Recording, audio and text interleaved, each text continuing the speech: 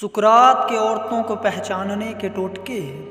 جو عورت تھوک پھینکے وہ استعمال شدہ ہے، جو عورت دبلی ہے وہ شہوت کی تیز ہے، جو عورت موٹی ہے وہ دولت کی بھوکی ہے، جو عورت زیادہ کھاتی ہو وہ سست ہوگی، جو عورت زیادہ سوتی ہوگی وہ نالائق ہوگی، جو کم نہاتی ہے وہ شہوت کم ہوگی، جو عورت زیادہ بولتی ہوگی وہ جاہل ہوگی، جو عورت چپ رہے وہ بلا کی ذہین ہوگی، جو زیادہ تیز چلتی ہوگی وہ جلدی لکھتی ہوگی، جو زیادہ جاگتی ہوگی وہ فضول ترین ہوگی، جو محنتی ہوگی وہ سادہ طبیعت کی ہوگی۔ عورت کو مرد نہیں، عورت کو عورت سے تحفظ کی ضرورت ہے۔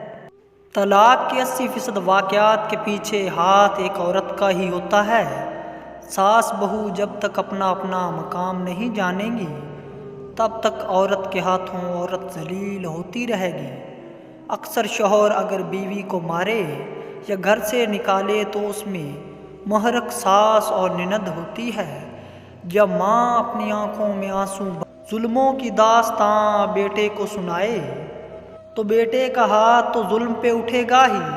یہاں مرد بیٹے نے ایک عورت ماں پہ ہوئے ظلموں کا بدلہ، مگر ظالم پھر بھی مرد جبکہ بہن بھائی کو بھابھی کے نہ کردہ ظلموں کی داستاں سنائے گی تو بھائی بہن کے بہتے آنسو کا مداوا کرے تو ظالم پھر بھی مرد کہلائے گا۔